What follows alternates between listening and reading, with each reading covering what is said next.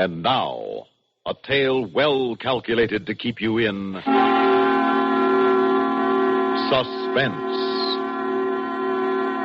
A man walks in the fog, and a woman dies. Terror grips the city, and the police are helpless. For the murders are without pattern and apparently without motive.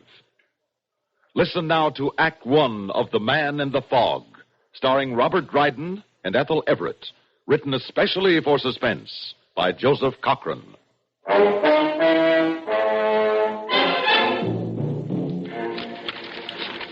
It's horrible. Think of it, then. 3, now 4. Ripped with a knife and left in the gutter. Oh, don't take on so, Mamie. Alive 1 minute, a clawing corpse the next. Why don't the police do something? I don't know why. Why don't they? They're at their wits' end is why. They do think it's a working man, though. Why? But that's like them, to blame a poor working man for anything that happens. It says the killings always happen on weekends, so they guess the one who's doing it is working the other days. If they're so smart, why don't they catch him? Well, they don't really know. Anyhow, they're doubling the night force on weekends until he's caught. Maybe he's too smart to get caught. They're asking everyone to help, and the newspaper's offering a reward. It's right here. This paper will pay £500 to any person who offers a clue which leads to the arrest and conviction of the monster who holds the city in terror. Monster? That's what they're calling a poor working man? Oh, what I could do with £500. I'd get a new oilcloth for the table and paint the kitchen, maybe a new sink, and then Well, you ain't got it, so stop thinking of all the things you'd spend it for. Supposing we could give the police an idea which would lead them to this killer. Where would you get an idea? You don't know anything about this sort of thing. I didn't get it from you, of that you can be sure. All right. What's this idea? Why should I tell you when all you ever did was to make fun of me when I tried to win a little money for us? Oh, them puzzle contests. You spent a lot of time and never won a thing. This is different. What's your idea? I'm not sure I'm going to tell you. It ain't right to keep things from your husband. You keep things from me. What things? You don't tell me where you go on Saturdays and Sundays. Can't a man take a walk without his wife say so? Now, you tell me You or don't need to shout at me. I was going to tell you all along, but you turned up your nose at the idea of getting some money. Here, look at this map. So? It's a map of the city. What about it? See them 4 crosses? Yes. Well, each one marks the spot where a woman was killed. And when you connect them up, it makes an almost perfect square. Now, anybody can make a square like that. Put that map flap on the table and I'll show you something. All right, now it's on the table. Now what? Here's where my idea comes in. Whoever's doing the killing lives inside that square. Oh, my sweet, there's over 1 million people living inside that square. But the killer goes in a different direction each time. How do you know that? Well, it just stands to reason he's not going to kill a woman in front of his own house. He takes a different direction so as not to have 2 happen in the same place. Suppose he does live inside the square. How are the police to know whether or Wait not... a minute. That's where the rest of my idea comes in. I take a ruler and I draw 2 diagonal lines connecting the opposite corners, like this. What's that for? He most likely lives close to where them 2 lines cross. I can't make out any names on this map. Now, let's see. This line comes along and it crosses... Ben. What's the matter? The lines. Then the lines cross right here in our own block. Ben, maybe it's someone we pass on the street every day.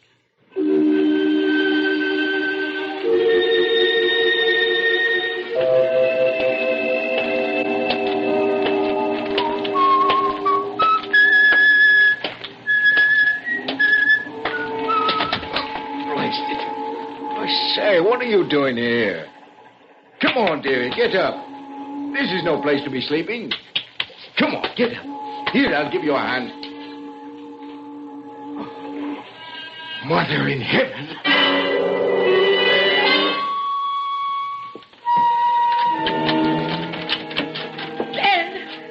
Ben, it's happened again. Right here in our room block. What are the lights on for? Just like all the others, dead and lying in the gutter. Turn off them lights. They cost money. I'm scared. Didn't you hear me? Your wife's been here all alone, dying with fear. Don't you know there's been a murder almost on our doorstep? Oh, quit screeching. I know it. You do? Well, how do you know if... No, police are all over the place. They stopped me coming home and wanted to know who I was and what I was doing. Why are you running the water this time of morning? Don't you see? I'm washing my hands. Seems to me you could wash up at the factory. Oh, shut up. Can't a man make himself clean without his wife yelling at him? Who's yelling? It's you they can hear all over the house. Yes. All right, Mamie, there's no sense in shouting at each other. I'm done in. Give me some brandy. Brandy? This time of the morning? Get it. And don't give me any jaw. Brandy. Now you've got to have brandy when you get home. To quiet your tender nerves, I suppose. Here. Heaven knows after what's happened, it's me that needs it. That's the stuff. Oh, Mamie, you do done in. You better take one. Well, just a drop. This time it didn't happen on a weekend. No, it didn't. So, maybe it ain't a working man after all. I didn't say it was. It was the police's idea. And what about your fancy idea of him going in a different direction each time? Well, I don't know what to think now. Maybe you ain't so smart after all. Maybe you better tend to the housework and forget about rewards. I'm going to bed. Well, are you coming? I'll be along in a minute.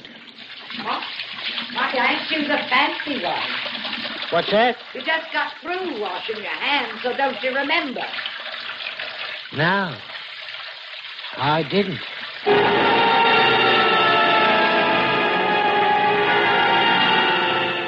Paulie. Oh, yes, Mr. Britt. Anything resembling a clue in those letters? Oh, they're the usual stuff. 6 confessions, plenty of advice on how to catch him. Yes. What's that one? Oh, that's from a Mrs. Ben Cast. She notices that if you connect the 4 murder locations, it forms a square. A big help. Everyone, including the police, noticed that. Now, she's got the idea the killer must live where the 2 diagonals cross. It's the date that made me put it aside. Oh, let me see that. Mailed on the 24th. Night of the last murder. Yes, and it took place within 100 feet where the lines cross on the map, sir. Of course, it could be coincidence. Could be. Well, we'll have to make a routine call on Mrs. Cast.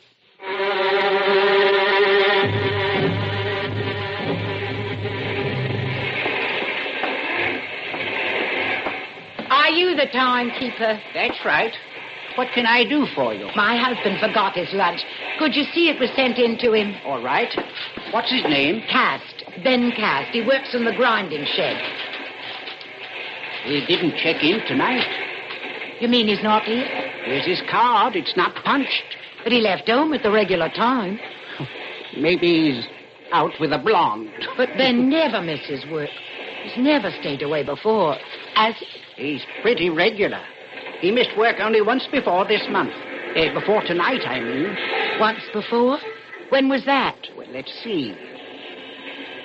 Here it is. Wednesday, the 24th. The 24th? Yes. Wednesday. No, it can't be. That was the night of the... Here it is. That time clock doesn't lie. Good Lord. I say, what's the matter? Nothing. I'm all right. You don't look like it, Mrs. Cast. You better take the bus home. You shouldn't be out alone in this fog with that fellow still at large. I guess you know what I mean.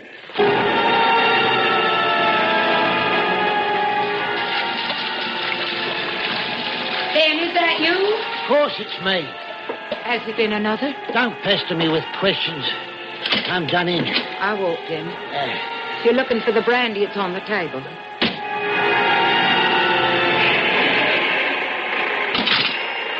Cast. I see you brought your lunch tonight. I got to eat, don't I? The other night, when you forgot it, your wife brought it down. That's the night you didn't check in. She was here? Yes. You told her I didn't come to work? What else could I tell her? If you wanted me to cover for you, you should have let me know. Well, good night, Mrs. Cass. Sorry to have bothered you, but the police have to make a check of every letter, and we do appreciate your desire to help catch this murderer. Good night, sir. Good night.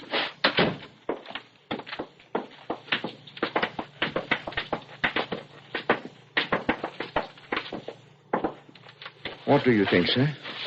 Oh, she's a very frightened woman. I just can't blame her.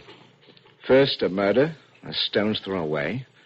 Then the police drop in. Yes, better run a check on her husband just to be on the safe side. You know where he works and all that sort of thing.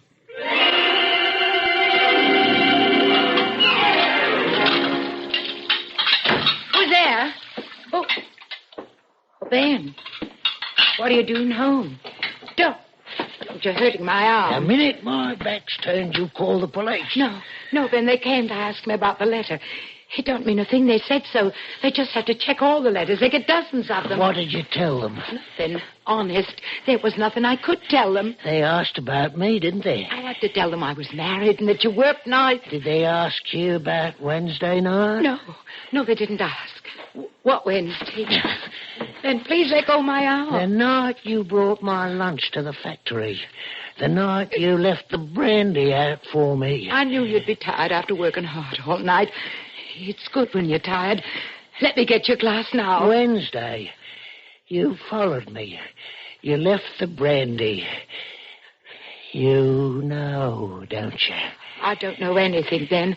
I don't want to know. You don't have to tell me where you go or what you do, Ben. Ben, you're hurting me. I'll never ask again. You said I was a monster. You want me to get caught so as you can get the money? No, Ben, I don't want the money. I tore the map up. It was a crazy idea. Didn't mean anything. The men said so. You put them on my trail. They'll go to the factory. They'll ask questions. They'll be after me like hound dogs, sniffing and baying at my heels because of you. All because of you. Ben, please listen to me. Put down the knife. It's all up with me because of you. But I'll finish you just like I've finished all the others. Ben, listen. Ben, you need me now more than you ever did. But Ben, I can help you. I'm the only one who can help you. Throw them off the scent. You led them to me. How are you going to lead them away? You need someone to swear you was home all those nights you didn't go to work. Don't you see, Ben? I'm the only one who can do that. Suppose they ask where you were those nights. I'll say I was at home. But they won't believe you. Not unless you have someone to back you up. You've got to have an alibi. Alibi? Someone who'll say you couldn't be near the place the time it happened. You're not going to snitch on me? No, Ben. Never. I'll never tell. Please put away the knife. Well, maybe I will. Maybe I won't. You've got to let me live. Because without an alibi, they'll hang you. You'll say I was at home those nights? I'll swear it. Who else can do that for you? Ben, you're tired. Let me get you some brandy. Yeah. Brandy. That's what I need. Get it. Well, here's the picture, Hawley. For a time, the murders took place on weekends. Then they stop but take place in the middle of the week. And on Wednesday, the 24th, Cast doesn't report for work. First time in 6 years. 2 weeks later, Cast misses work again. And there's another murder. Yes, he's our man, all right. But proving it, it's another matter. There hasn't been another since we questioned him. Oh, he'll try again. It's only a matter of time. Do you really think so, sir? Oh, sure of it. But assuming it is Cast, wouldn't he be a fool to try again? Whoever it is, he can't help himself. He'll try again and again. until he's caught. And all we can do is stand by and wait for it to happen again. That's it. We know that it'll happen. We know how it'll happen. But we don't know when and we don't know where. What does the weatherman say? Heavy fog rolling in, sir.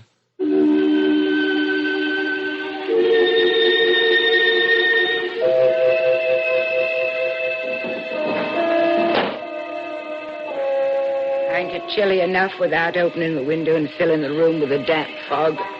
Thick, heavy fog. I can't see the corner light. Close the window. I like the smell of cool, wet fog. Then ain't it time you started for work? Ben. Huh? What'd you say? It's time you started for work. Oh, I'm not going tonight. Not going? What's come over you? I don't like the factory on nights like this. You'll stay in, Ben, won't you? If you don't go to work. The walls press in on me. I want to walk in the cool, wet fog. It's all about one, but it doesn't press in. It's a wall all round, but it gives way as I walk into it. No.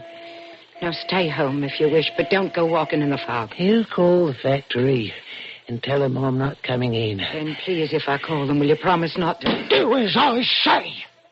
All right, I'll go phone. I'll be right back.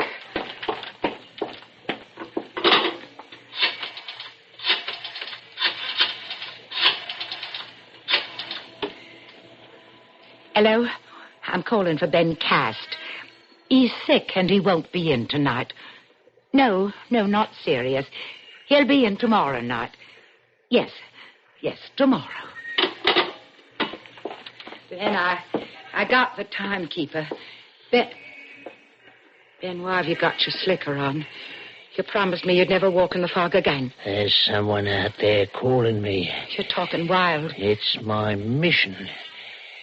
There's a soul out there begging to be released from the claws of the flesh so as it can soar up to heaven.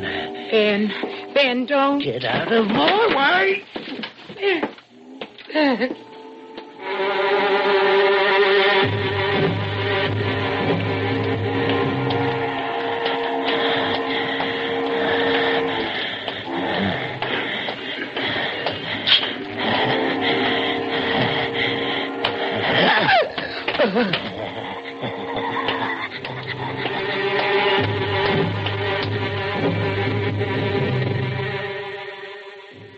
Mr. Brett, you've got to put him away. He'll kill me if he knows I came to you. Mrs. Cast, we can't use anything you've told us in court because a wife cannot testify against her husband. But he killed him, I know it. And then again, he never actually confessed it to you. All we've got is that each time he missed work, there was a murder. What are we going to do now? Well, first, I've got to get a confession out of him. You'll never do that. After I talked him out of killing because he needed an alibi, he's become more sure of himself than ever. Woman for his alibi. Well, you wait, Mrs. Cast. I've ordered him brought in. You'll not let him see me, will you? That, depends.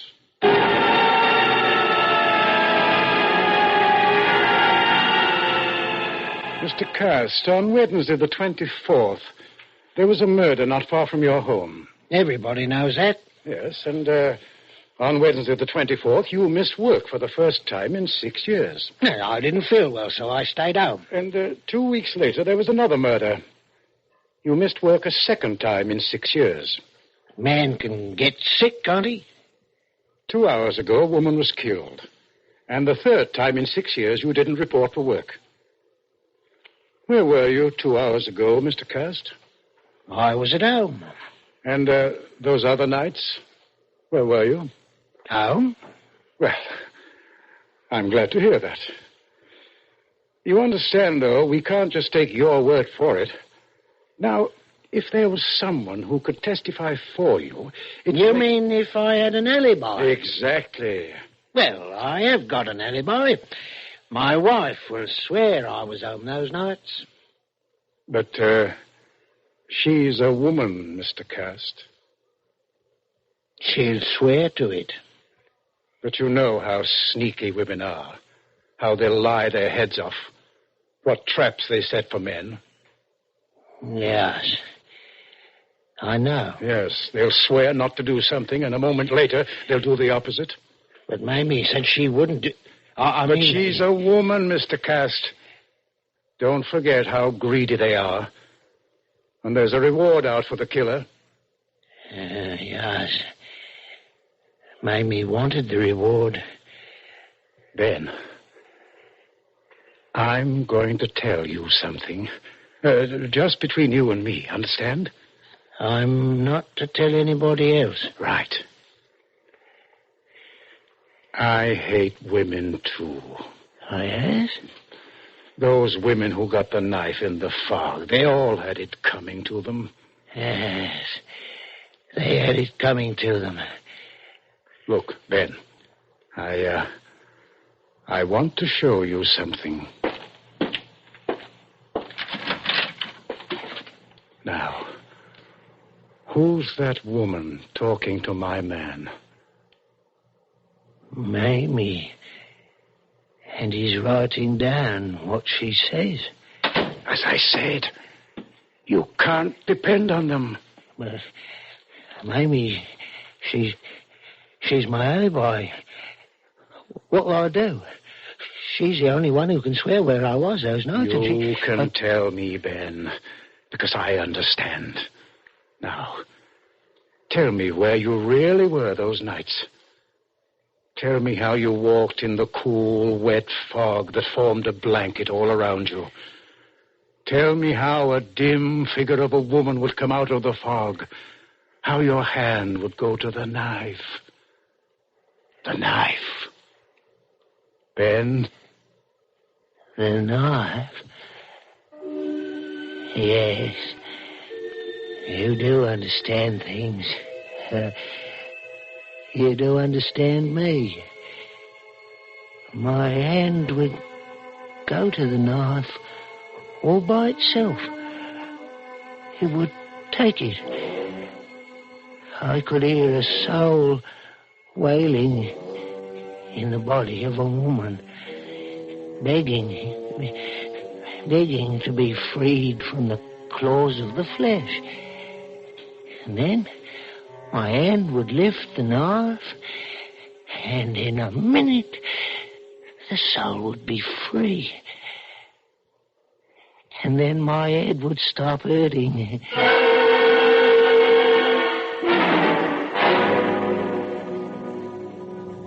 Suspense. You've been listening to The Man in the Fog, starring Robert Dryden and Ethel Everett, and written especially for Suspense by Joseph Cochran.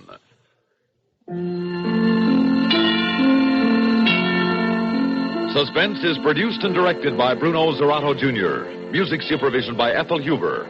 Also featured in tonight's story were Mercer McLeod, Lawson Zerby, and Guy Rep. Listen again next week when we return with No Hiding Place, written by William N. Robeson. Another tale well calculated to keep you in suspense. They sing, too. Carol Burnett and Richard Hayes, weeknights on the CBS Radio Network.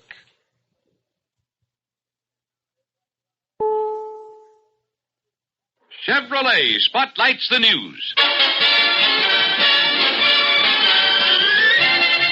Chevrolet, in behalf of your local authorized Chevrolet dealer, who invites you to see the new 1962 Chevrolets on Friday, September 29th, brings you Alan Jackson with the latest news from the CBS newsroom.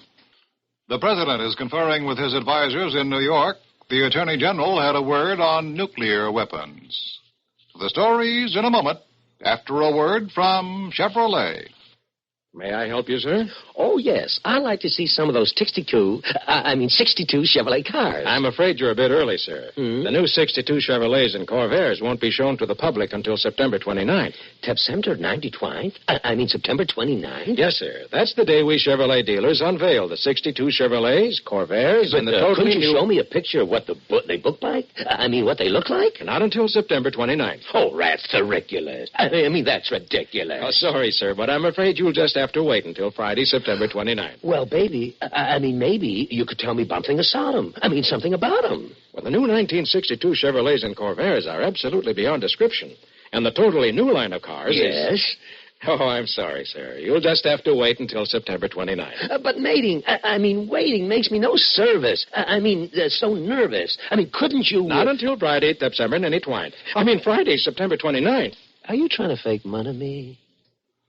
2 more names have been added to the meeting President Kennedy is having in New York this evening. Arthur Dean, who headed our delegation at the disarmament talks, and John McCloy, the President's advisor on disarmament, were called in to join Secretary Rusk and Ambassador Stevenson in a preview of the speech the President will deliver to the UN General Assembly tomorrow. He flew down from Cape Cod a little over an hour ago.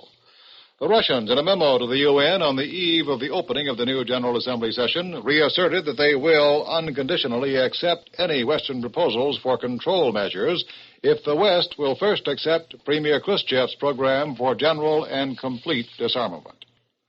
The President's brother, Attorney General Robert Kennedy, in a broadcast interview, said there is no question that the President would use nuclear weapons, if necessary, to save the freedom of Berlin. If we retreat at Berlin, he said, we will never be able to stand up again.